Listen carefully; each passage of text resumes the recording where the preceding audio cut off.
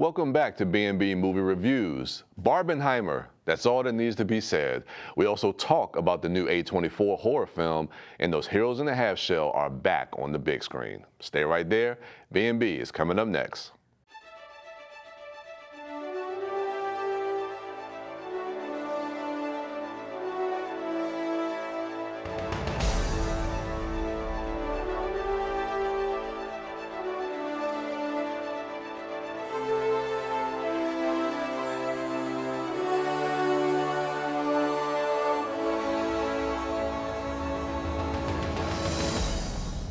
Atomic test.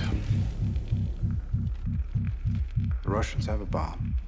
We're supposed to be years ahead of them, but what were you guys doing in Los Alamos?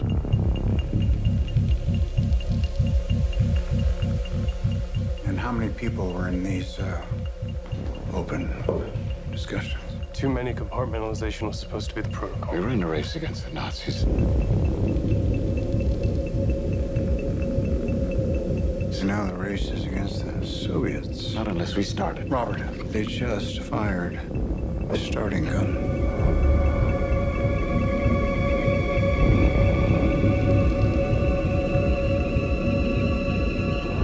What's the nature of the device they detonated?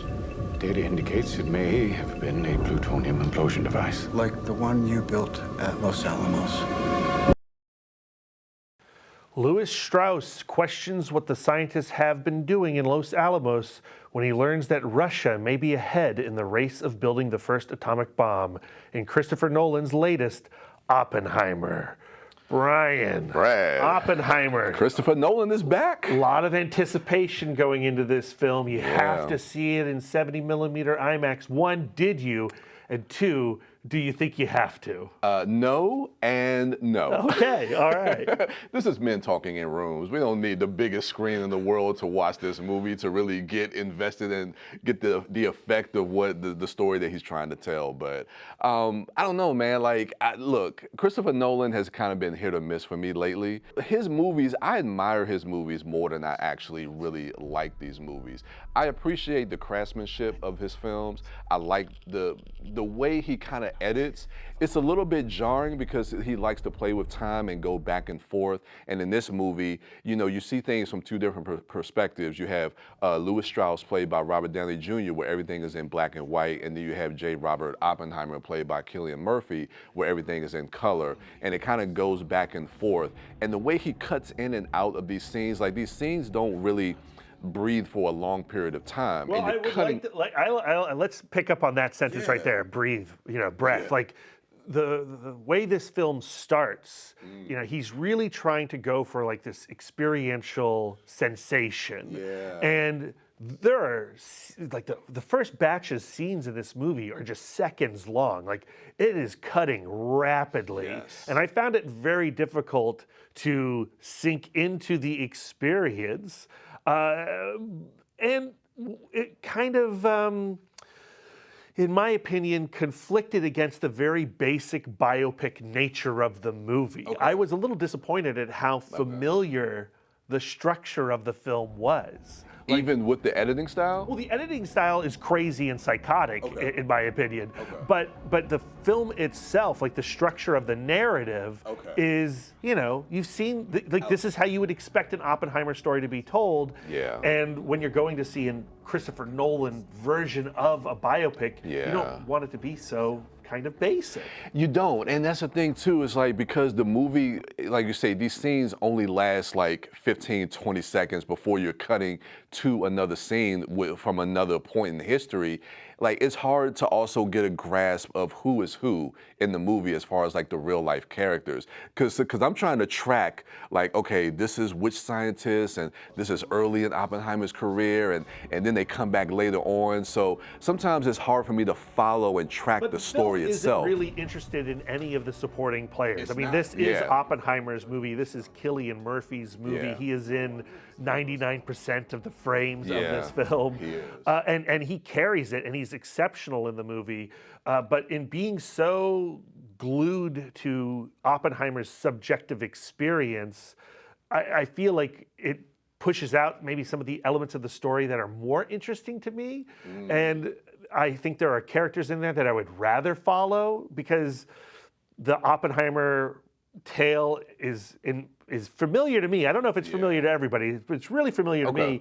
And I would like, well, what's going on with Klaus Fuchs, and being the Soviet spy, the guy who did leak the information to the Russians about the atomic bomb. Yeah, that would be interesting to see kind of different perspectives from other characters because there are some interesting stories there. As we're building to the first Trinity detonation, which, like that scene, like if we want to talk about the benefits of an experiential cinematic event, that is maybe the strongest moment in the whole film. Like the idea of like, what was it like to be there when that bomb first dropped?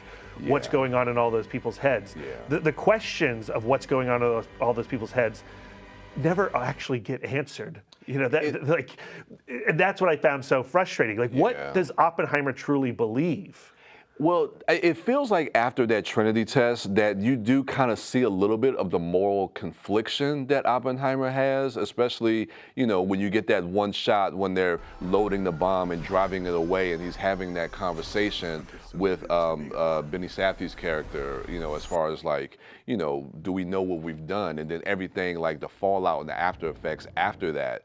And also like Louis Strauss, they try to put a little bit of a twist, as far as like with Louis Strauss's character, as far as like what his real intentions were. Well, there's two movies really going on in Oppenheimer, and like the second half of the film really digs into the Strauss vendetta and his appointment hearing versus the security clearance hearing that Oppenheimer was going for, and the fact that the American government didn't want Oppenheimer involved once his opinions about atomic usage didn't align with theirs. And like that story I actually found more compelling. But even in that story, where Emily Blunt is really saying like, why are you being a martyr here? And the impression that the film gives you is, well, he's martyring himself because he has this guilt for having created this ultimate destruction, right? And that's compelling, but at the same time, isn't that already what you thought this movie was going to be about before it even hit play on it? Yeah. I wish they would have kind of dove into something a little bit new. But what's your, with everything that we've talked about, this 3-hour epic film, what's your overall rating for Oppenheimer? Like, I love that Christopher Nolan can spend $180 million on people in a room talking. And that he can demand that IMAX put it, that it has to be an IMAX event, and he can push Tom Cruise out of the theater. I love that. And I think it is a movie that you do need to see in the theater and consider. But ultimately, I was disappointed in it. Is that a B-? I don't know. Like, expectations are the enemy of a good time. They are. Maybe it's a B-, but I can't say it's a bad movie. Okay. And I would tell our viewers to go check it out for themselves. I'm struggling with the film is what I guess it's coming down with. So high B-. I'm going to say B+. Okay. I'm going to go in the same direction. And you're right, I'm conflicted with it as well. I mean, again, as I said earlier in this review, the craftsmanship of it, I really like, but I kind of struggle with the same issues that you have. I'm gonna go B+ because for the Nolan fans or people who love Nolan, I think they will really enjoy this movie. So, But are there new ideas here? That's what I'm saying. I know. I don't think so. I'll go B+ with this as well. So, those are our thoughts on Oppenheimer. When we return, we are going to look at the second half of that double feature with Barbie. Stay right there. Yeah.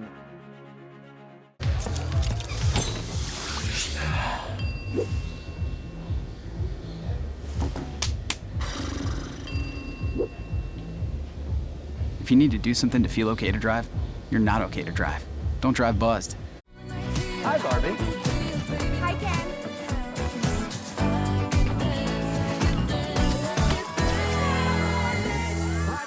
Looking good, Barbie. Thanks, Ken.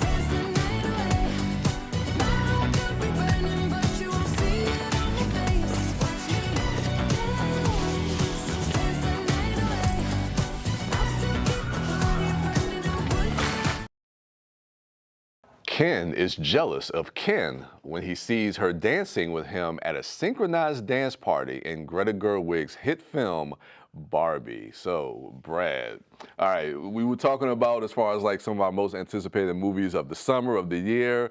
Barbie, was this on your radar? Was this something you were looking forward to? I think just the very nature of Greta Gerwig directing a Barbie movie grabs your attention, and so I was excited about that. And I think that the film delivered on that excitement. Yeah, I think it did. I really, really enjoyed this movie. I didn't know exactly what to expect, but going to your point, when I saw that Greta Gerwig and Noah Baumbach were attached, her directing, and then both of them co-writing this, and I've liked what they've done in the past, I knew that they would bring something more, like something more to this story. And you actually see that in this movie, and I'm kind of glad they did. You know, they really tackle a lot of things when it comes to gender roles, when it comes to male toxicity, but they also do it in a very fun, kind of lighthearted way. Yeah, I mean, we were talking about Oppenheimer, and my take on that was like, are there any new ideas in Oppenheimer? And I said, I don't think so. Yeah. Barbie's got a lot of ideas. It you know, does. and that's It what's so does. exciting about it. And Yeah. when you watch the trailer for the film, you go, oh, there's a bite to this movie that is going to be quite pleasing, but you don't quite understand until you're watching the film what that bite is. Yeah. And how good Ryan Gosling is at playing the fragile male ego of Ken. Yes. And how when he leaves Barbie Land and he comes to our world, the real world, and he discovers this thing called the patriarchy, and he wants to bring the patriarchy back to Barbie Land. Yeah. Brilliant. It is. I mean, yeah, enough can't be said about Ryan Gosling's performance in this. And yeah, when I gotta put the real world in quotes, because that was something that it took a little while for me to kind of get used to as far as like watching this movie, because we knew there was going to be a difference between Barbie Land and the real world. And so when they get to the real world, it still kind of plays, especially when we get to the building of Mattel with Will Ferrell. Right. It still kind of plays like a Toyland type of Well, feel tonally, to it. like, maybe we were anticipating the real world to have a different tone than Barbie Land, but the real world actually still has a lot of that zany quality to it. But I do think you're right. It stems from Mattel and Mattel's knowledge of what they are manipulating with Barbie Land, the access that they have to this imaginative world. And when we get back to Barbie Land and that third act, the second half of the movie plays out, I really like where a lot of that stuff starts to go. Yeah, I mean, I think it's extremely funny. Yeah.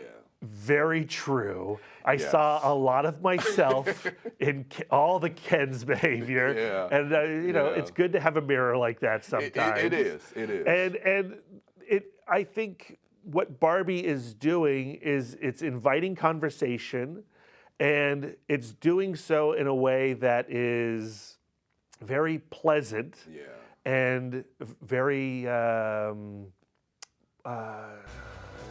like just entertaining. Like it is entertaining. It's a very entertaining It's very funny. You're laughing throughout the whole thing, but by the end of the film, you're crying too. Yeah, because I mean, it really does touch us on where, like, the meaning and the purpose of Barbie and where she wants to go after this. Is this the life that she really wants to lead? Is this, because she wants to keep everything of how it is? And even America Ferrera's character is talking about change, and this is what life is about. It's about change, and you can't always have everything stay the same. So it's really about that progression of Margot Robbie's character as far as like, how everything was in the beginning with, her always going through the same day over and over again. Everything is perfect, but things change, and it's like, are you willing to adapt to those changes and really be open to a new life? And with I these wonder, new changes? is Mattel open to change, right? Like, so here's a film using the Barbie IP, really taking Mattel to task at multiple times. It does. It's shocking that Mattel signed off on this. But you also wonder, like, it is a story that is commenting on all these things that is wrong in our culture. Yeah. What next? And like, what's the lesson that Mattel's going to learn? Well, Mattel still just wants to make $1 bajillion. They're going to pump out sequels to Barbie. Will we learn anything from what we're exploring within Barbie. Yeah, that was my thing too. Is like, okay, you see the story that Greta Gerwig is trying to tell with Barbie, but is Warner Brothers and Mattel thinking the same thing? Because like you said, and are we thinking the same thing?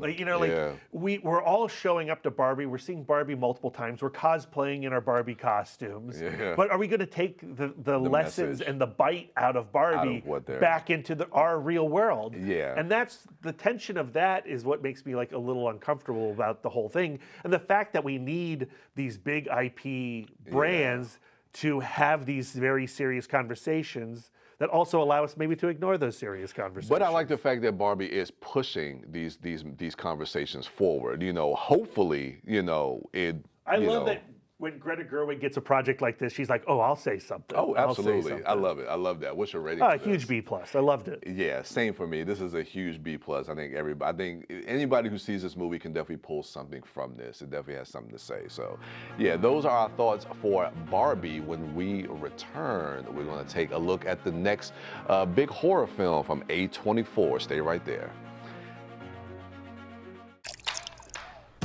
You're not going to get it all right. Just make sure you nail the big stuff. Mama! Like making sure your kids are in the right seat for their age and size. Get it right at nhtsa.gov/the-right-seat. Talk to me.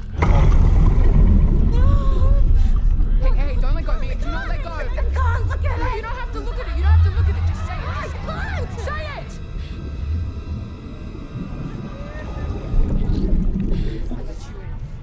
I let you in. I let you in.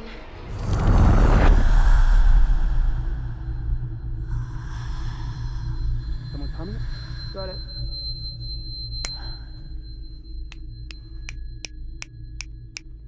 There you are.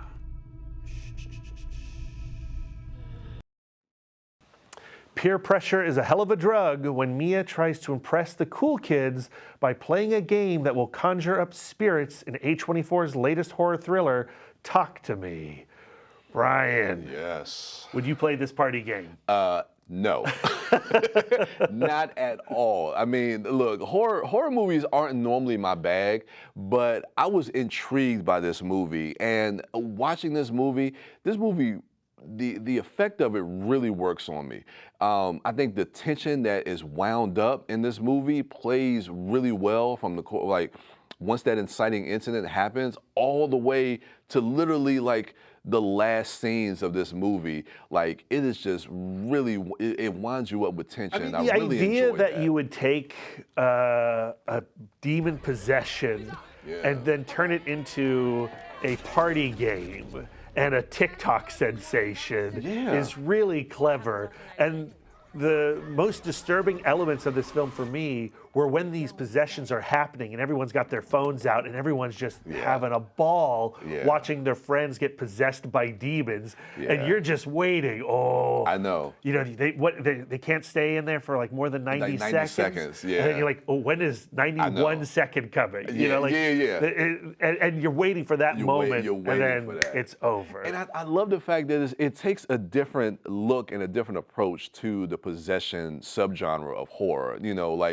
We've seen a lot of possession movies, exorcism type movies, and to do it like you say in this way of having it be like this social media TikTok type of game to really kind of play into like this new generation, I thought was really smart. And I don't know, I got to give a shout out to the directors, the Filippo brothers. Yeah, Raka Raka. Yeah, so they're from YouTube. They're YouTubers. They have a YouTube channel called Raka Raka that was really, really popular.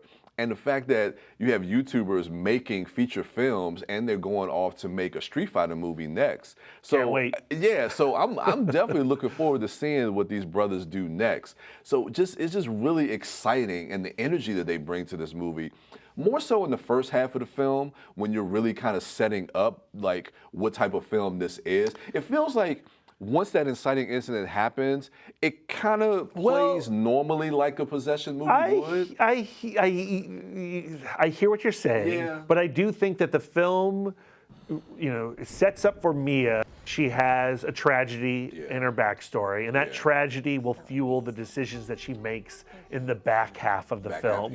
And I like her zigzagging through the morality of what this demon possession offers her. And like, I don't want to spoil things, but where that ultimately leaves her character and the final shots of this film, I think pay off in a way because it was necessary to go down maybe the more conventional path of the back half of the movie. It's scary as heck. It's masterfully shot, extremely well performed by a bunch of newcomers. This is the perfect horror movie. It is. I mean, I think like right now when I look at horror for this year, to me this feels like it is one of, if not the scariest movie. I do think that these directors are going to really pop. And I you know, Street Fighter and them, just from a filmmaking standpoint, they're going to do things with that camera that are going to blow minds. Technically, they've done a lot of stuff with the camera. The camera work and the sound design in Talk to Me is fantastic. And I'm not familiar with their YouTube channel, but I know like a lot of people who are familiar with their YouTube channel feel like their content is more suited for a movie like Street Fighter. Well, you should go to their YouTube channel and watch their video of them bringing this film to Sundance. And they recorded the moment that A24 purchased the film out of Sundance. And you can't help but love these guys after watching that video. I'm excited. I'm really rooting for these guys, you know. So what's your rating for this? Huge B+. Same, man. Same. I think this is probably one of the better horror films of the year, probably in recent memory for me. So really enjoyed this movie. B+ for me as well. So yeah, those are our thoughts on Talk to Me. So when we return, we're going to take a look at the latest iteration of those heroes in the half shell. Stay right there. Today's cancer research is tomorrow's victory. A victory that is there for the taking. Grab it. Now that was a great halftime speech. Let's go win. Don't give up. Don't ever give up.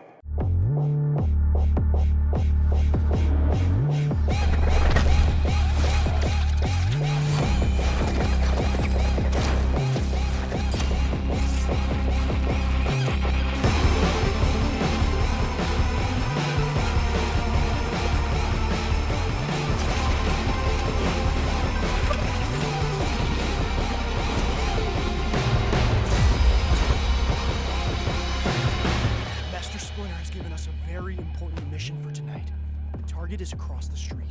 We must use stealth and cunning to infiltrate the human world and retrieve Go-Gurt. Go-Gurt. Okay, Batman. Dude, what? I'm just trying to hype you guys up, okay? Leo tries to hype up his brothers for a grocery store run in the latest teen-inspired interpretation of the long-running and beloved franchise with Teenage Mutant Ninja Turtles, Mutant Mayhem. Brad, all right, here we go. So, you know, a couple weeks ago, we talked about our most anticipated movies for the rest of this year. This was high on our list. Mutant Mayhem is finally out. What are your thoughts on it, man? Oh, I loved it. I loved it. You know, I love the Teenage Mutant Ninja Turtles. I know you love the Teenage Mutant Ninja Turtles. I think what's so cool about the characters, ever since the beginning, really since the moment Kevin Eastman and Peter Laird allowed the toys to get made, which then became a cartoon series, rebooting this franchise is essential to this franchise. Like, there's been so many different interpretations of the Ninja Turtles, and each one has contributed something new to the idea of the Teenage Mutant Ninja Turtles. And this one, Mutant Mayhem, its biggest contribution is the fact that they went and cast voice actors who are of age. And you realize when you finally get to hear the Ninja Turtles as teenagers that you've really been missing something in the previous iterations. You have been, and that was something that kind of, when Seth Rogen's name was attached to this project, I had a little bit of trepidation because I was like, let me see what he's actually going to do. And when I heard that he was going the teenage route with this and he wanted to kind of make a teenage movie, I was like, I don't know.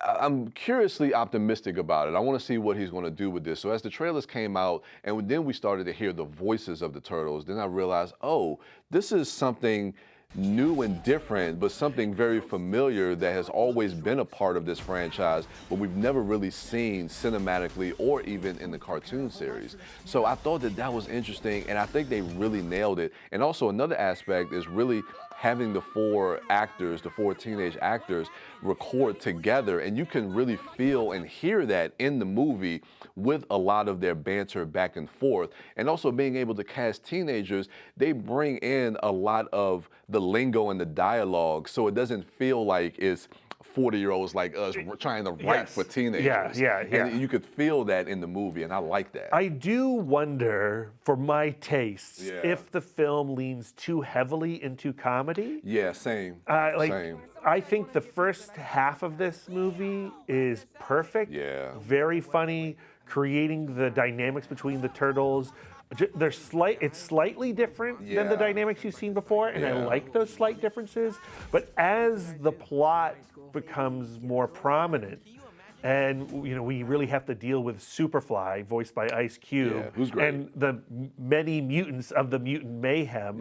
And it just becomes kind of like joke after joke after joke after joke, leading up to an action climax that I don't think delivers on some of the emotional ideas that are set up at the beginning of the movie. I agree. I think they try to establish something, especially like the emotional story, that push and pull between the Turtles and Splinter. They do a very nice job of setting that up in the first half of the film. Then when we get to the second half, it does become a different movie, and it feels like when they try to go back to those story elements, those character elements that they established in the first part of the movie, they acknowledge that, but it feels like they try to wrap it up really quick. So quick. The ending is so quick. Yeah, to get to the big, that big epic finale. I feel like there is an earnest moment that we're missing between the Turtles and Splinter. And the biggest difference that Mutant Mayhem has compared to the other films is the origin of Splinter and the fact that they remove the Japanese heritage out of the Turtles story. And like the moment you cast Jackie Chan, you got to do something new, right? And Jackie Chan is great as Splinter. Love Jackie and the story that they set up is, Splinter has had experiences with humanity, and they've all been bad experiences, and he's terrified of these ugly monsters that rule above. And he has bred that fear into his turtle children. But they have a fascination with the outside world, with the upside. And they want to be a part of that. And they want to be a part of that. And that is fascinating. And then we enter into the real world, and we learn that Superfly is doing all these robberies, and he's got this plan to, change the planet. And Superfly's plan kind of reflects the hate that Splinter has in his heart. Exactly. And the movie never really acknowledges that. No. It's like they do point that out for a second. I know, for a second. And it's just like, you got something there that you can really explore and dive deeper into. And again, I think if you just dial back the comedy slightly, and focus in on some of those like more character moments, between what the Turtles are conflicted with their father and with Superfly, I think you can have something more there that really works for all audiences. And I love these mutants. They're all characters that Mondo Gecko, Ray Fillet, Bebop, Rocksteady. But they barely have anything to do. Like John Cena is Rocksteady, but is he? It's like he recorded for like half a day. It's crazy. What's your overall rating? I loved it. I love every Ninja Turtle thing. I got to give it a B+. Yeah, same. I mean, look, it's Turtles. I've loved Turtles since I was a kid. B+. Excited for a sequel. Same. I love the way they set things up and where it could possibly go. I'm very curious about. So, yeah, those are our thoughts on Mutant Mayhem. So let's review what what we were. Let's recap what we reviewed earlier on this episode. Oppenheimer, we give that a B+. Yeah, I think we give that a B+. Barbie, we also give that a B+. Talk to Me, that is a B+ for both of us. And Teenage Mutant Ninja Turtles, Mutant Mayhem is also a B+. Look at that, a B+ all the way around. A lot of good movies this year. Yes, indeed. So, thank you for joining us on this latest episode of B&B Movie Reviews. Come be a part of the conversation. If you have questions, suggestions, feel free to email us at bnbmoviereviews@gmail.com. And with that, we will see you at the movies. Yeah, I know.